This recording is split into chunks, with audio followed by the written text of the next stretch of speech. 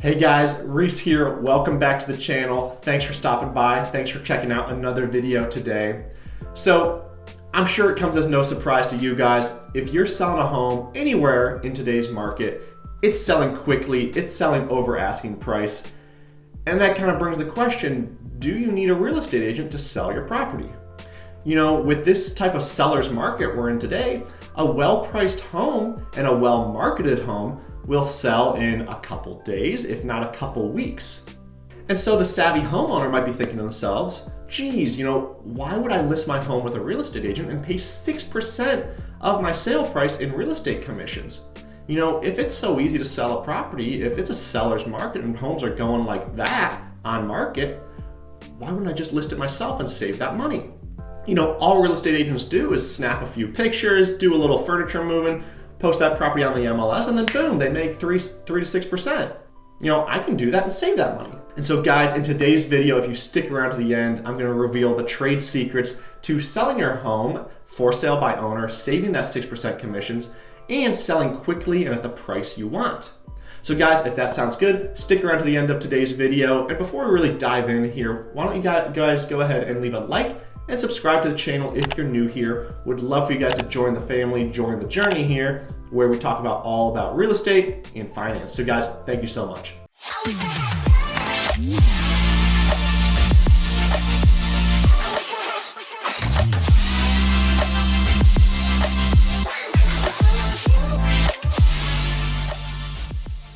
So guys, for those of you that don't know who I am, this is the first video you're stumbling across from my channel, my name is Reese Iovine. I'm a real estate agent and real estate investor here in Columbus, Ohio. And I specifically focus on listing homes for sale and off-market transactions. And so, I have a vested interest in you guys, deciding to sell your home with a real estate agent. And so before we dive in why you might want to sell for sale by owner and how you can sell correctly and get a great price and avoid some of the mistakes a lot of people make selling on their own, I'm gonna give you a few reasons why you might consider, listing your home with a real estate agent, as there are some scenarios why you would wanna do so.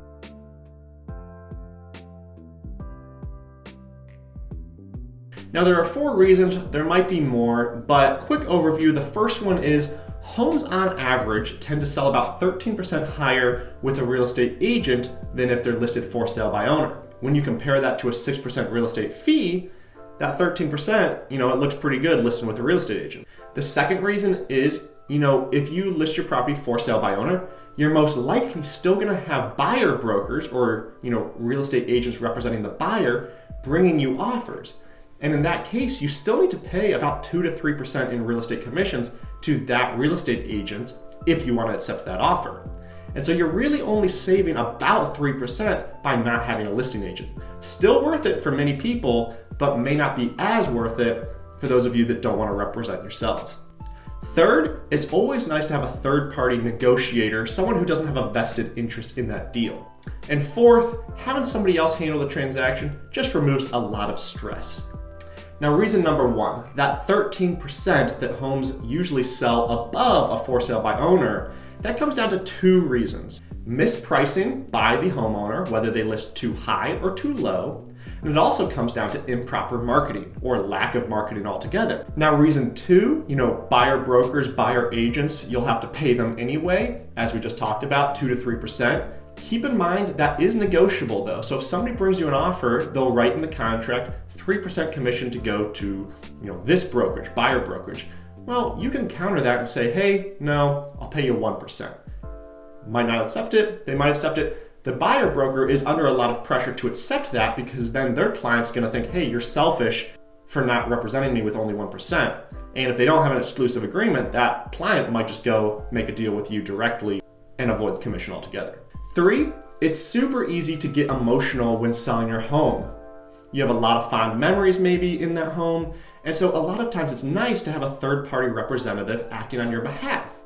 If you're negotiating, some buyer, they don't have the same feelings of that home as you do, and so they might be trying to get a very low price, and you might be trying to get a very high price, and so, emotions fly, tensions fly, you're getting angry. Very hard to have a civil professional conversation, negotiation with these clients when you have an emotional tie to the property.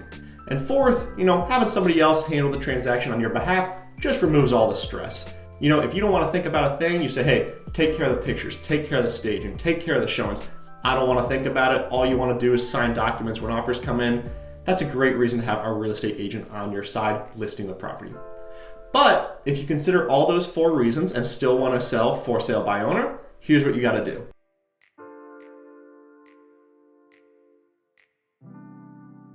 First step I'd recommend is setting a listing appointment with 2 to 3 real estate agents, high-performing real estate agents in your local market.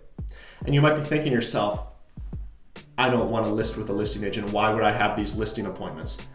Well, in that listing appointment, these real estate agents are going to tell you their opinion of value and what they think you should list your home at.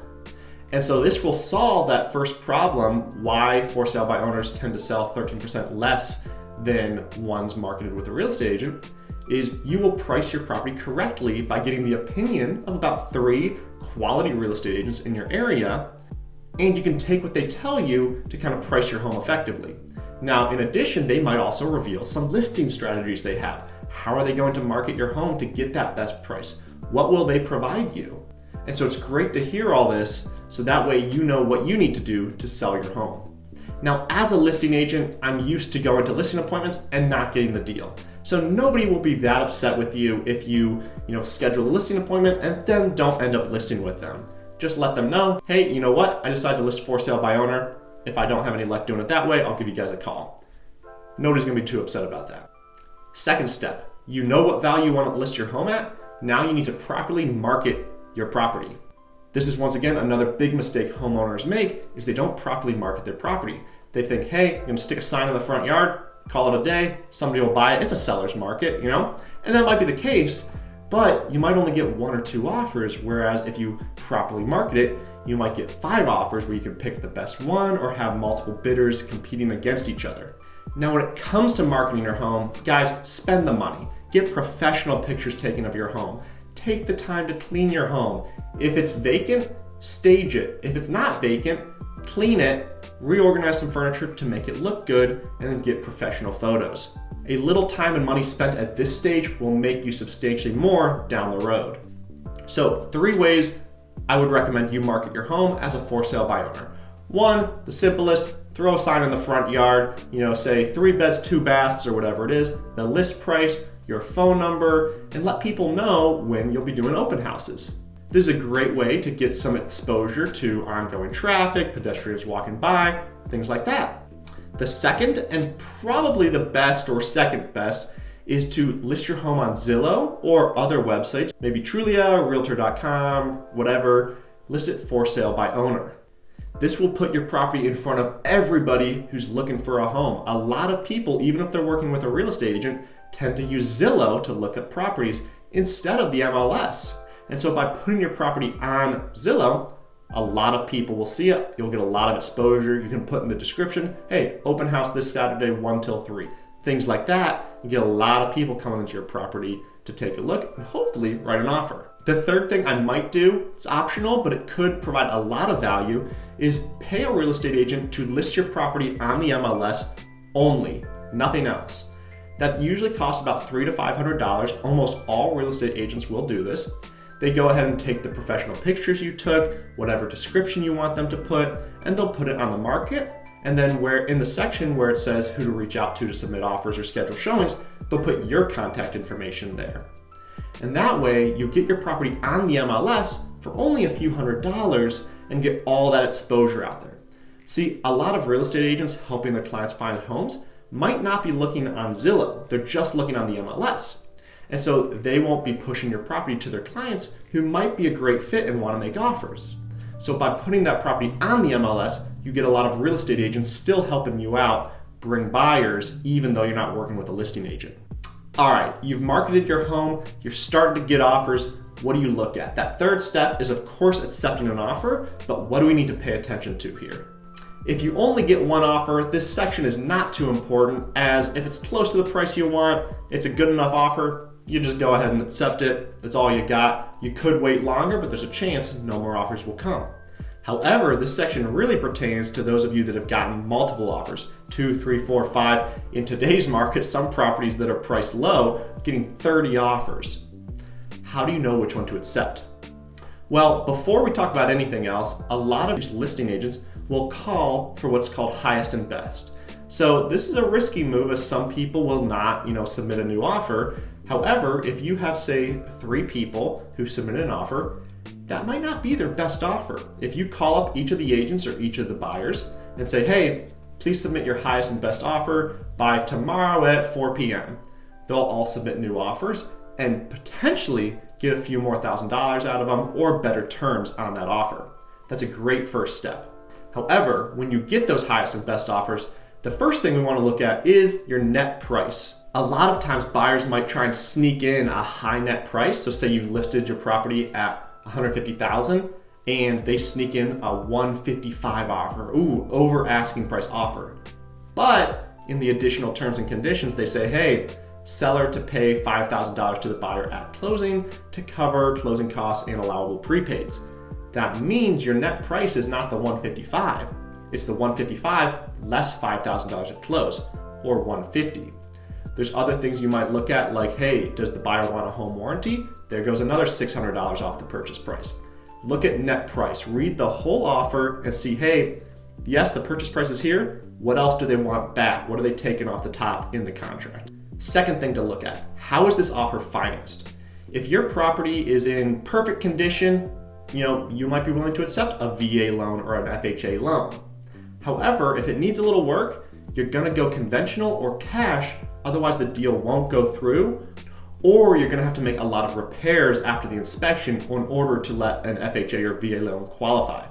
So in order of best to worst, cash, conventional loan, and then FHA, VA, pretty much the same. Third, is the offer an as-is offer? If you're accepting a VA or FHA offer, they cannot be as is. Even if they say as is, they're gonna renegotiate. They're gonna ask for you to fix things because you can't close an FHA loan if the inspection comes back and says, hey, some things need fixed. A lot of FHA buyers don't have money or are not willing to make improvements to your home before they own it, so they're gonna ask you to make those changes. However, cash or conventional, they can submit an as-is offer. This means, hey, we're gonna still do inspection, but we won't ask you to make any repairs after that inspection. They can, however, still renegotiate the price, so keep that in mind, but an as-is offer is nicer than any other offer because you know for sure you won't be making any repairs. Most likely, you'll net a higher offer price. The fourth thing I really look at is the closing timeline. Is it 2 weeks or 2 months from now? Any financed offer is going to be at least 30 days. However, pay attention to that. If you want your money sooner, you might take a cash offer that closes in 2 weeks over a financed offer that's $3,000, $4,000 higher, but closes 60 days from now. That cash offer is much more likely to close, as things can happen in 60 days, that's for sure. The fifth and final thing you want to look to when looking to accept an offer is earnest money. In Ohio, a contract has no power if there's no earnest money. I don't know about other states. However, you usually want about 1% of the purchase price put into escrow with the title company at the time the contract is signed for earnest money. That means $150,000 purchase price. The buyer's gonna put $1,500, they're gonna wire it over to the title company. The title company will hold that until closing. If the buyer backs out for any reason not covered by a contingency, such as the appraisal or inspection, you get that money. Now guys, you've accepted an offer, congratulations, that's probably the most stressful part. Now what you gotta do is get in touch with a title company. Once you're in contract, of course you'll work with the buyer to schedule inspections, schedule walkthroughs, whatever. However, you're gonna go ahead and email that purchase contract over to a title company. This could be a recommendation from a friend. You can call some local real estate brokerages and just ask them, hey, who's your go-to title company? Nobody will mind helping you. Or ask the buyer's agent, hey, what title company do you use? Send your offer over to a title company and they will pretty much handle the rest. They'll make sure title is clear. They'll handle money from the bank, getting to you, earnest money, down payment, things like that. And they'll kind of coordinate everything until you get to the closing table.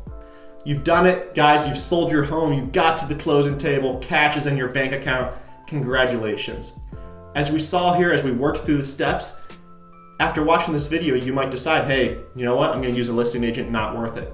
A good listing agent will pay for things like professional photography. They'll pay, or at least they'll handle staging, and they'll coordinate everything. And so that 3% that you need to pay to a listing agent might not look too bad to you guys. But if it does, I hope this video helped you list your home for sale by owner and get the best price for your property. Guys, thanks for watching. If you're interested in real estate content like this or finance content, go ahead and subscribe to my channel, like this video, and comment any questions down below, as I am a licensed real estate agent here in Ohio. I'd love to help you guys. Thanks again for watching, and I'll see you all in the next video. Bye.